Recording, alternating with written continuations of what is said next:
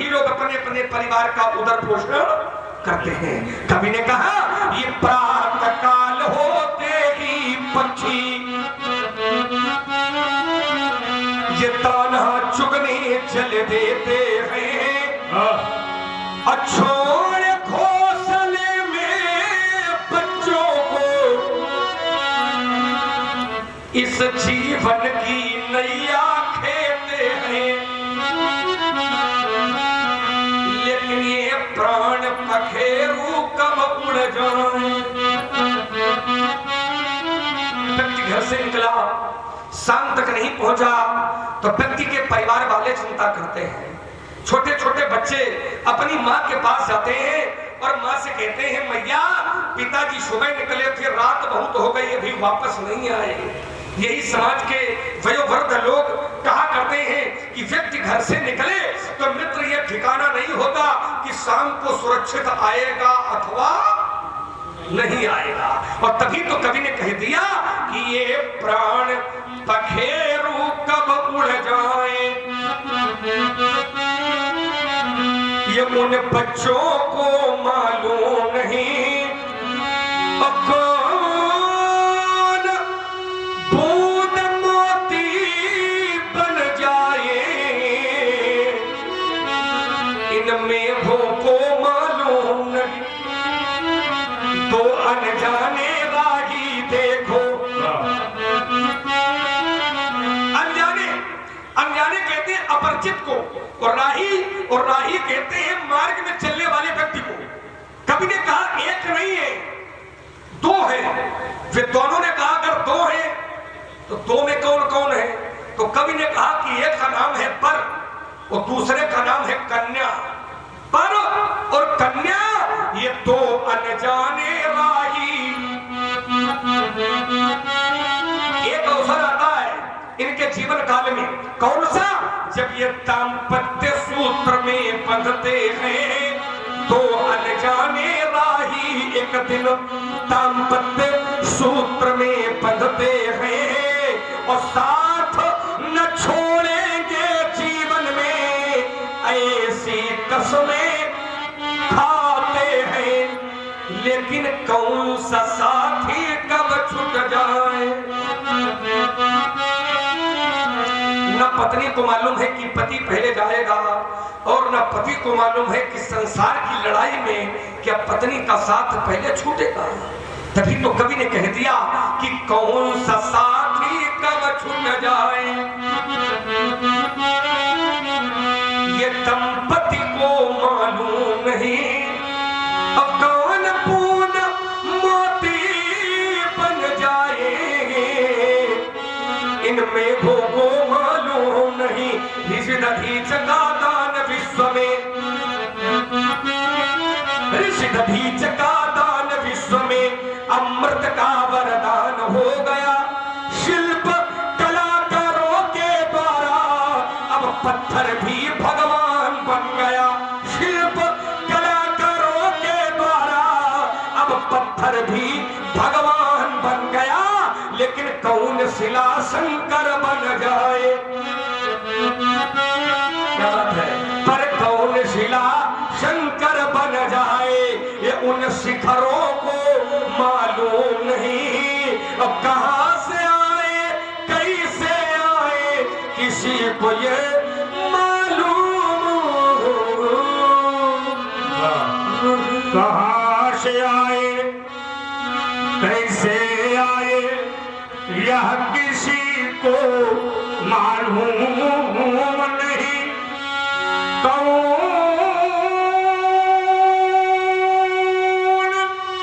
बूंद मोती बन जाए मेघों को मालूम नहीं। इसका नाम है जग। जा मने जगने ना गा मने गमन करना, आना और जाना ये संसार का नियम है। इसीलिए इसका नाम रखा गया है जग। जा जन्म लेना गा गमन करना। आने वाले को सबने देखा लेकिन जाने वाले को किसी ने नहीं देखा। कब कहां कैसे कौन जाएगा ये कोई जानता नहीं है। बड़े बड़े सूर, बड़े बड़े वीर, बड़े बड़े धर्मान बलवान ज्ञानी पंडित आचार्य विद्वान राजा रानी सब आए और चले गए। ये संसार है। तुम्हें सी काजल की कोठरी में काजल की कोठरी में कितनों भी सयालो जाए, पर एक सीख लागी है सो लागी है सो लागी है। काजल की कोठरी में कोई व्यक्ति प्रवेश करेगा तो काजल अपना प्रभाव व्यासी उसे दिखाएगा, और एक हथेली पर यदि काजल बोलेगा और दूसरी हथेली से स्पर्श करेगा तो काजल अपना प्रभाव दूसरी हथेली में भी दिखाएगा। एक व्यक्ति रास्ते पर जा रहा था, मैंने पूछा कहां जा रहे हो? उसने कहा पंडित जी प्यास लगी है। मैंने कहा कहां जाओगे? उसने कहा मुझे बंधक की याद आती है। एक लज्जावान व्यक्ति जा रहा था, मैंने पूछा तुम कहां जा रहे हो? उसने कहा मुझे घूंघट की याद आती है। एक असहाय वयोवृद्ध व्यक्ति जा रहा था, मैंने पूछा तुम कहां जा रहे हो? उसने कहा जिंदगानी घट गई, अब मुझे मरघट की याद आती है। मैं उसी नदी के किनारे पहुंचा जहां प्यासा व्यक्ति पानी को पी रहा था। मैंने कहा इसी का नाम है पंजन, पानी को पीता है पंजन। थोड़ी देर बाद मैंने देखा वो असहाय वो वृद्ध व्यक्ति चार जनों के कंधे पर आ रहा था। बड़ा भारी एक मेला चला आ रहा था। मेले से आवाज आ रही थी राम नाम सत्य है, सत्य बोलो मुक्ति है। मैंने कहा ये भी आ गया। व्यासी वो उसी नदी के किनारे आया जहां प्यासा व्यक्ति पानी को पी रहा था, जिसमें उसे कंधे से उतारा गया और जिसमें स्नान कराया गया। मैंने कहा ये संसार में जब पैदा हुआ था तो दूसरों ने इसको नहलाया था, अब ये संसार से जा रहा है दूसरे ही नहला रहे हैं। हाँ, पैदा हुआ था तब दूसरों ने नहलाया था, दूसरों ने स्नान कराया था, अब ये संसार से जा रहा है, अब फिर दूसरे ही नहला रहे हैं। आया था दूसरों ने नहलाया था, अब जा रहा है दूसरे ही नहला रहे हैं। उस कवि ने दो पंक्तियां लिखी है, सियारिये में कह देता प्यास लगती है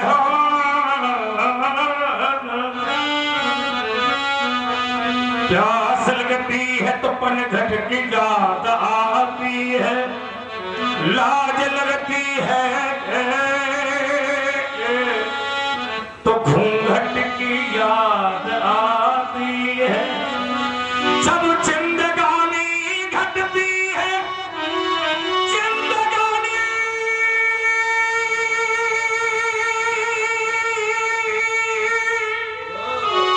घटती है तो मरघट की याद आती है। मैंने देखा है बहुत लोगों को, सुरमा जो बने थे सब शिकारी बन गए, अब मंदिरों को लूटने वाले सब पुजारी बन गए। इसमें वर्तमान में धन बढ़ा वैभव बढ़ा, अपने ही अपने हो गए, पर धन घटा वैभव घटा, अपने पराये हो गए। जब तक ये बोल रहा है तब तक सब अपने हैं, और जब तक ये बोल रहा है अपने लोग कह देते हैं अंदर आ जाओ, लेकिन जैसे ये बोलना बंद कर देता है तो अपने कहते हैं जितनी जल्दी हो बाहर करो। हाँ, जो ये कह रहे थे अंदर आ जाओ, वही कहते हैं जितनी जल्दी हो बाहर करो। तो जब तक ये बोलता है अंदर आओ, बोलना बंद कर देगा बाहर करो। यही संसार का नियम है। ये शरीर है और शरीर अधम है, चिकित्सक पावक जगल शरीरा पंचरचित अत्यधम शरीरा।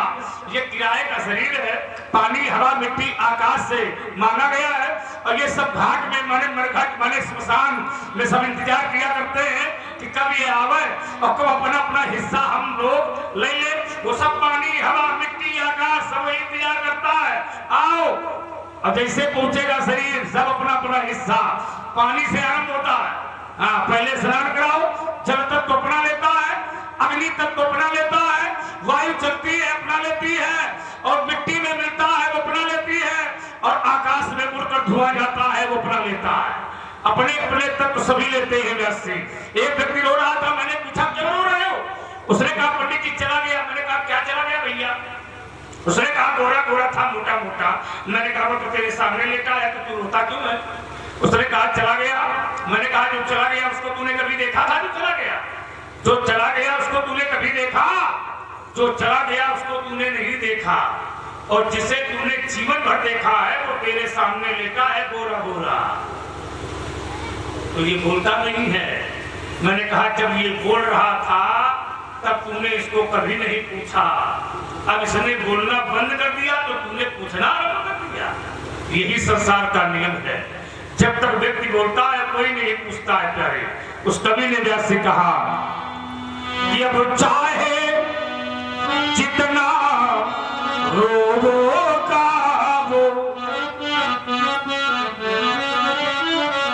अब चाहे जितना रोगा वो, और चाहे जितने अश्रु बहाओ, पर इस दुनिया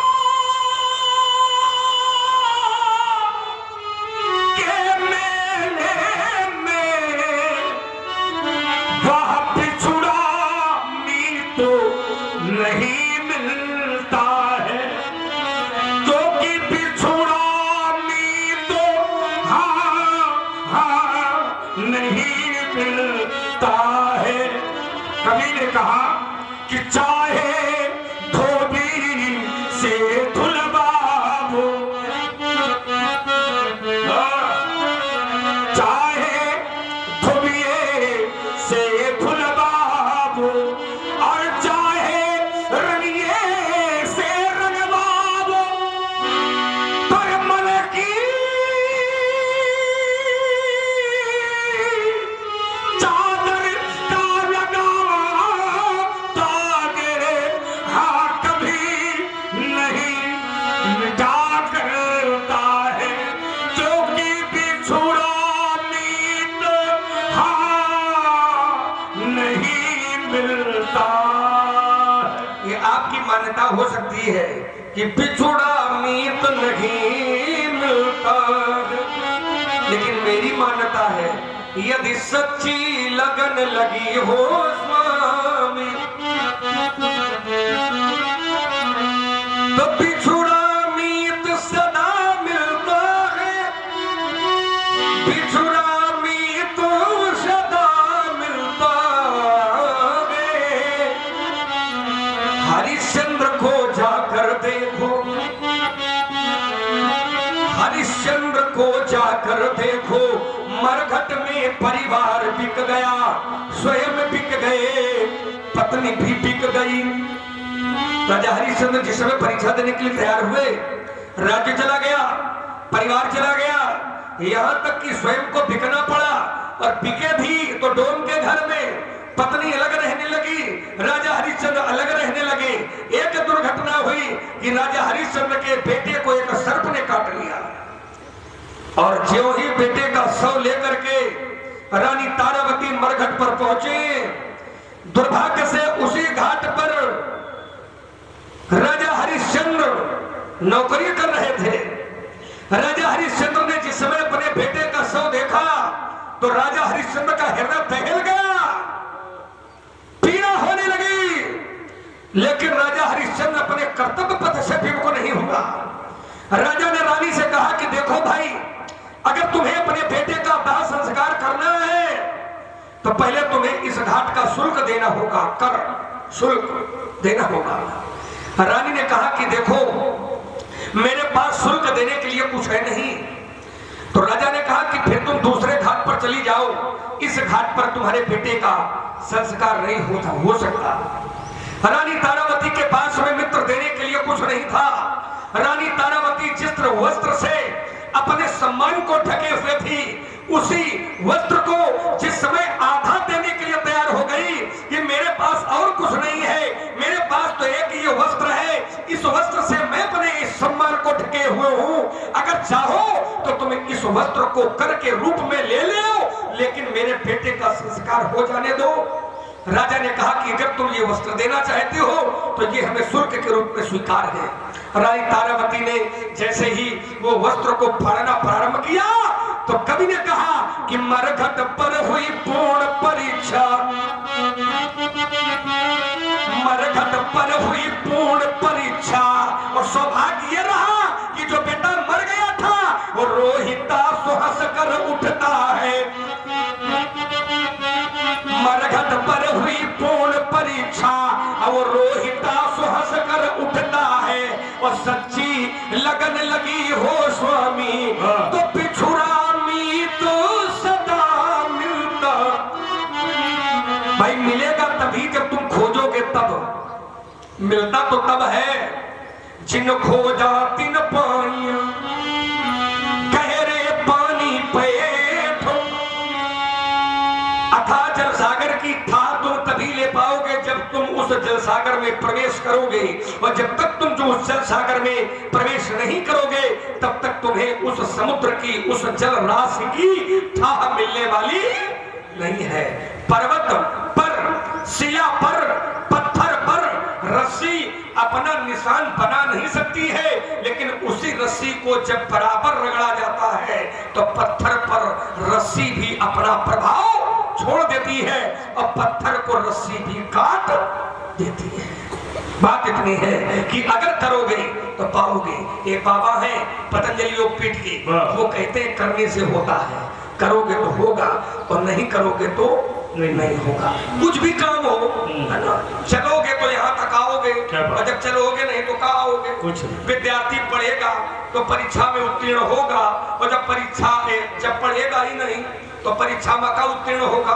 किसान है कंधे पर हल रख करके खेत में जाएगा, खेत में बीज डालेगा, खेत की जुताई करेगा, खेत में उर्वरक शक्ति डालेगा तो तुम्हें अन्न के का उत्पादन होगा।